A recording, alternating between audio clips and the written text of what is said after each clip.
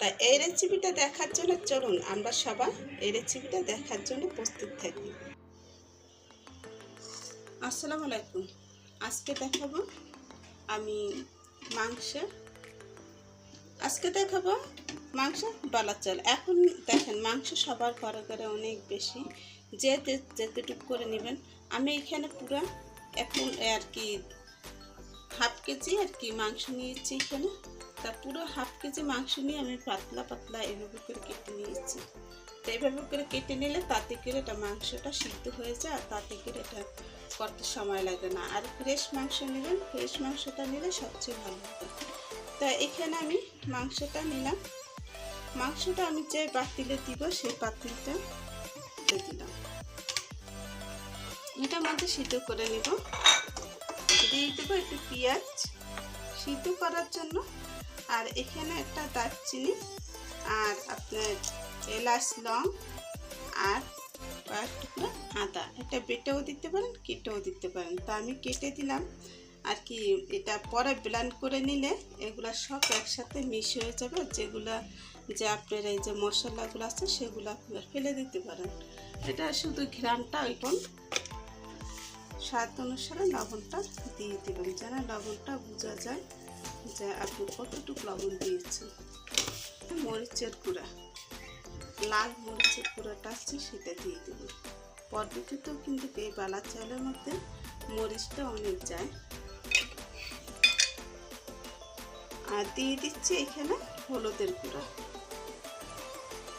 বাস, এখন শুধু একটু পানি দিয়ে এটাকে বসিয়ে দিলে হবে।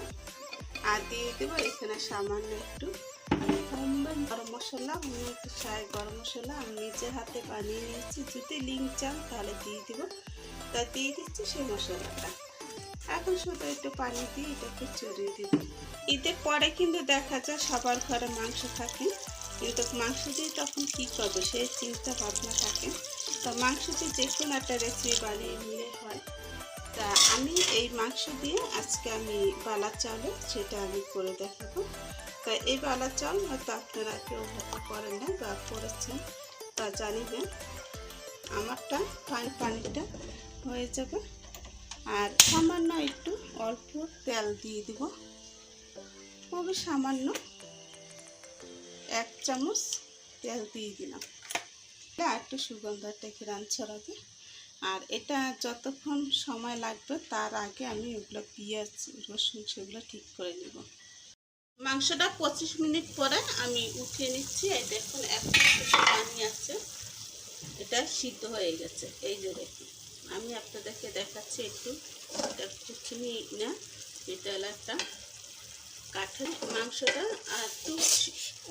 আর একটু পানি টেনে গেলে এই মাংসটা আমি একটা ভাজা ভাজা করে তারপর নামাবো। একটু পানি টেনে গেলে হবে, তারপর তো তেলে ভাজা হবে এটাকে। তা এই মাংসটা সুন্দর মতন একটু আরেকটু হতে দিই, তাহলে আরেকটু সুন্দর হবে।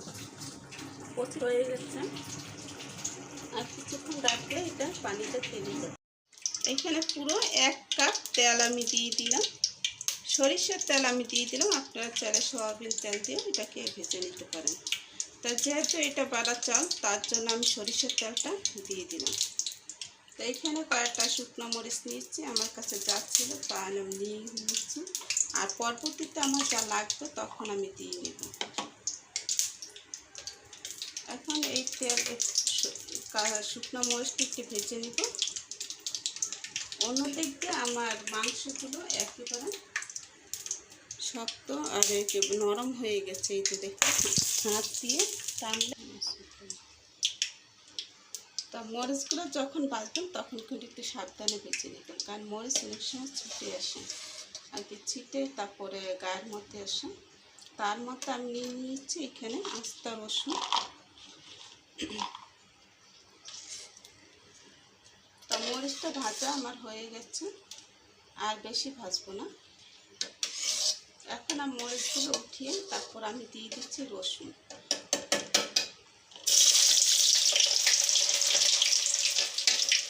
আস্তে আস্তে রসুন এটা দিয়ে নেবেন। তারপর দিয়ে দিব আমি এখানে 1 টেবিল আর কি পেঁয়াজ, 1 বাটি পেঁয়াজ আমি দিয়ে নিচ্ছি।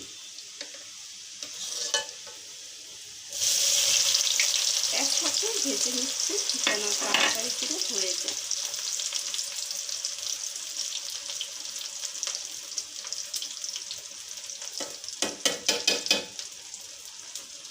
বাটির মধ্যে মরিচগুলো রেখে দিলাম আর পেঁয়াজটা লাল লাল করে ব্রাউন করে ভেজে নিব। সরিষার তেলের মধ্যে পেঁয়াজটা দিবেন তখন কিন্তু কীরকম ফেনা হবে। তা ফেনাটা কাটার জন্য আগে তেলটা অনেক গরম করে নিতে হবে, তারপরও ফেনা কিন্তু থাকবে সরিষার তেলে। এই ফেনাটা না থাকলে এটা হয়ই না আর কি সরিষার তেলে।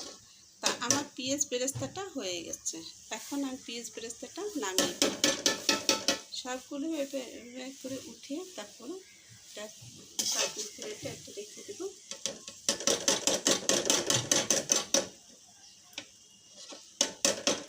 তেল ধরাতে একটু সময় লাগবে, তার জন্য চুলাটা অফ করে দিবেন। চুলাটা অফ করে দিলে পেঁয়াজটা পুরোর কোনো চান্স থাকবে না। তো আমি এভাবে করে সব পেঁয়াজগুলো উঠিয়ে নিচ্ছি। একবারে ছড়ানো চুলাতে রেখে দেবেন। মাংসের মশলাগুলো একটু ছাড়িয়ে দিবেন, তাহলে হবে। যে মশলাগুলো থাকে এক্সট্রা সেগুলো না দিলেও চলে। মাংসের মশলাগুলো মাংসের মশলা যেগুলো লেগে আছে সেগুলো এইভাবে থাকতো। পদ্ধতিতে মুড়ি বা কোনো কিছু দিয়ে খেয়ে নিতে পারবেন। এখন মাংসগুলো খুব সুন্দর করে ভেজে নিচ্ছি। আর এটা ভাজতে বেশি সময় লাগবে না, অল্প সময় মতো হয়ে যাবে। পেঁয়াজগুলো এইভাবে করে ছড়িয়ে রাখবেন, তাহলে আরও সুন্দর হবে আর মুচমুচে থাকবে। এই যে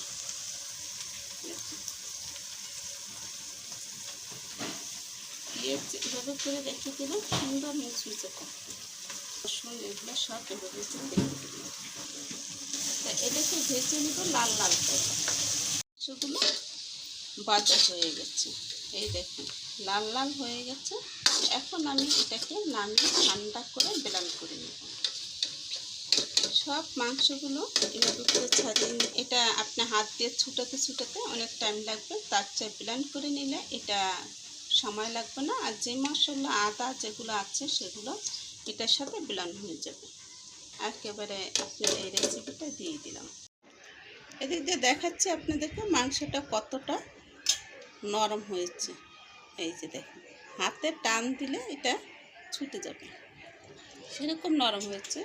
তা এখন আমি ব্লেন্ডার জালে মাংসগুলো নিয়ে নিয়েছি আর মরিচ আর ওগুলো পরবর্তীতে আমি একটা জালে একটু ব্লেন্ড করে নিচ্ছি। আপনারা যদি পারেন হাতে করে নিতে পারেন।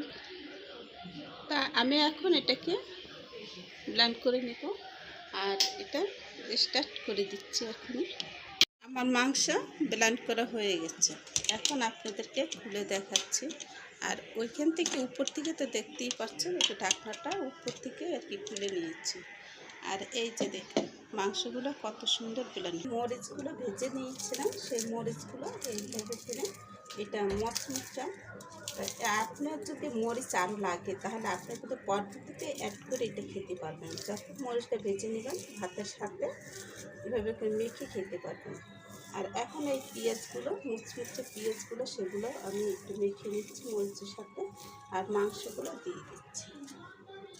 বাস তৈরি হয়ে গেল সুস্বাদু বালার চালের রেসিপি। শুধু শুটকি দিয়ে কি হয়, মাংস দিয়েও কিন্তু বালার চালটা হয়। যারা যারা এই রেসিপিটা জানেন না, রেসিপিটা অবশ্যই বানিয়ে খেয়ে দেখতে পারেন। গরম ভাত আর আপনি যে কোনো না খাবারের সাথে এটা খেয়ে নিতে পারেন। আর এই বালার চালটা অনেক দিন থেকে আপনি সংগ্রহ করে রাখতে পারেন, যখন ইচ্ছে চাবে মন চাবে তখন খেয়ে নিতে পারবেন। স্পেশাল বালার চাল আমার অলরেডি রেডি হয়ে গেল। সেই ভিডিওটা অবশ্যই ভালো লেগেছে, ভালো লাগলে অবশ্যই লাইক শেয়ার কমেন্ট করবেন, পাশে বেল বাটনটা ক্লিক করবেন। এরকম রেসিপি পাওয়ার জন্য উপস্থিত থাকবো বন্ধুরা। তা আজকের মতন আপনাদের সাথে বিদায় নিচ্ছি। দেখুন একবার টেস্ট করে দেখুন কেমন হয়েছে। তাহলে আজকের মতন বিদায় নিচ্ছি বন্ধুরা। আল্লাহ।